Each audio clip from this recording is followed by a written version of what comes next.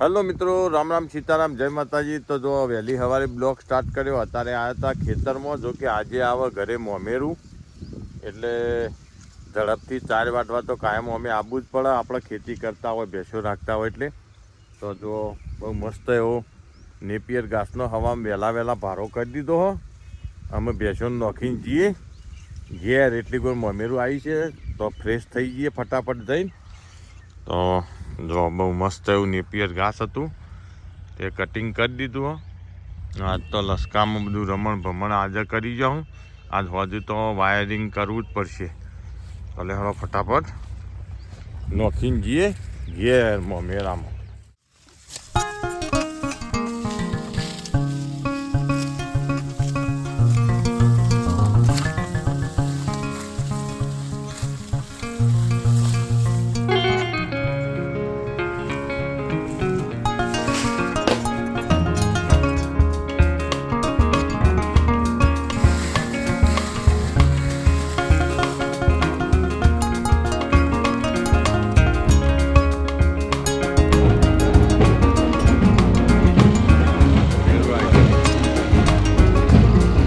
અમારા ગામડાની અંદર અત્યારે હાલ પણ એવા વડીલો હું અમારા દાદાઓ છું જેમને હો વર્ત્યો. મારી જોડે દાદા ને દાદી જેમને 99 વર્ત્યો અમારા મેલ્લામાં જ છે. તમે જોઈ શકો અત્યારે હાલ પણ ચોપડી વાંચ્યું, ગીતા, રામાયણ, એકદમ નાના અક્ષરો તમે જુઓ. તે સતત કેવા કડકડાટ વાંચું જુઓ.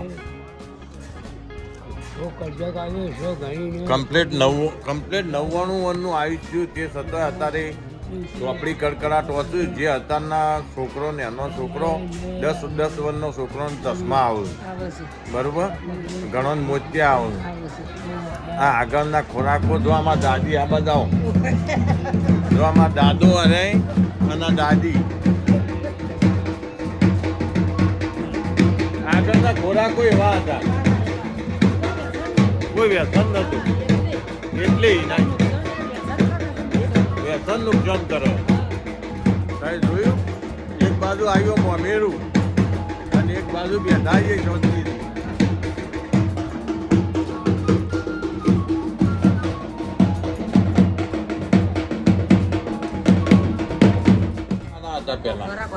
નતા હારા હું ખાતો પેલા તો કોઈ ઘેર ને સાવારમાં દૂધ ને ઘેર સા અને ઘેર ને એવું.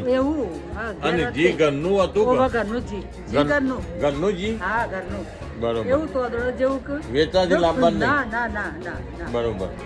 જો જમેલ ફરતા ખાવાની મજા આવે બરોબર. એવું જી હતું પેલા. એવું જી કપા ખોર જો અત્યારે હાલ આપણને તુવેર આટાથી કાપીને લાવીએ, કપા ભૂકી દોણો ખોય છે. મખણ આટલું મખણ ઉતરે બરોબર. 4 જણો વગડીએ ત્યાં પેલા મશીન કશું નહીં. આજે પેલો બાંધો આ એનો પ્રતાપ. આ દાદા ચોપડી વાંચે ને આગળના ખોરાકોનો પ્રતાપ. ઘરનું જી, ઘરનું દૂધ અને પછી ઘંટી પેલી પથ્થરની દળવાની. તે જો હવારમાં એક્સરસાઇઝ શરીરની કસરત નથી. ના ખાસી જોર આવે તાણે ફરતી આવી ઘંટીઓ હતી પેલા. અને હંબેલા હારી ખોડવાનું. અને અત્યારે તો ફટ દે આમ કરીને દોણાનો છે નહીં કે સીધો લોટ કાઢીનો છે નહીં. હા, એટલે એમાં શરીર મજબૂત થયું. તમે જોઈએ કહો કેટલો મને 99 વર્ષ થયા છે ને. જો 99 વર્ષ થયા દાદા દાદી બંને જો કે સતત શરીર હતા એકદમ તંદુરસ્ત, બહુ મસ્ત એવું. હા, તાર પછી એટલે આ અમારા ગામડાની સંસ્કૃતિ.